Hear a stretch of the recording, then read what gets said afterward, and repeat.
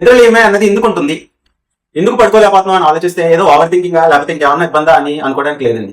నిద్రలేమన్నది medical reasons ఏంటంటే, పడుకునే ముందు మెలటోనిన్ అనే హార్మోన్ అది సెక్రెట్ చేస్తుంది. దాంతో హార్ట్ రేట్ అనేది కొద్దిగా స్లోగా వెళ్ళి బాడీ అన్నది స్లీప్ మోడ్ లోకి వెళ్తుంది.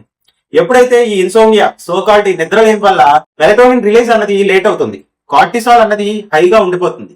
దానివల్ల నర్వస్ సిస్టమ్ అన్నది యాక్టివ్ గా ఉండి బ్రెయిన్ అన్నది అలర్ట్ గా ఉంటుంది. డీప్ సైకిల్ అన్నది ముక్కముక్కలుగా విరిగిపోయి డీప్ స్లీప్ అన్నది లేకుండా అవుతుంది. కామన్ ట్రిగర్స్ వచ్చేటప్పటికి నిద్రలేమికి కారణాలు వచ్చేటప్పటికి మొబైల్ స్క్రీన్ మెలటోనిన్ అన్నది సప్రెస్ చేస్తుంది అన్నది గుర్తుపెట్టుకోండి. మొబైల్ స్క్రీన్స్ అన్నవి కొన్ని రకాలైన లైట్ ఇది ఎమిట్ చేయడం వల్ల అది మెలటోనిన్ బాడీలో ఉన్న మెలటోనిన్ ని సప్రెస్ చేస్తుంది. కాబట్టి ఈ మొబైల్ స్క్రీన్స్ అన్నవి అవాయిడ్ చేయాలి. స్ట్రెస్ యాంగ్జైటీ కూడా కార్టిసాల్ ని పుష్ చేస్తుంది. బాగా కార్టిసాల్ లెవెల్ హై ఉన్నప్పుడు యాక్టివ్ గా ఉంటుంది బ్రెయిన్ అన్నది. ఇంకా చూసుకున్నట్టయితే లేట్ నైట్ కెఫీన్ కానీ నికోటిన్ కానీ తీసుకోకూడదు.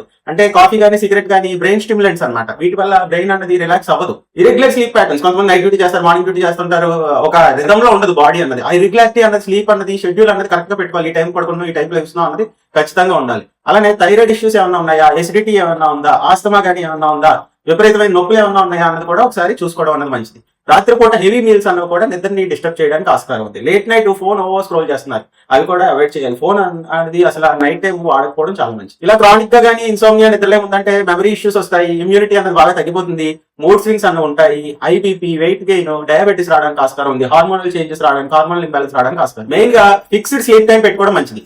నిద్రపోవడానికి 2 గంటల ముందు నుంచి మొబైల్ అనేది ఖచ్చితంగా అవాయిడ్ చేయాలి. ఆఫ్టర్ 2 PM కాఫీలు కానీ ఏవి తీసుకోకుండా ఉండాలి.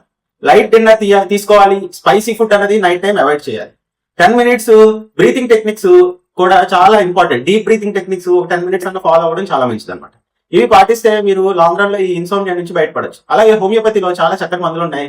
చూస్ హోమియోపతి. Thank you.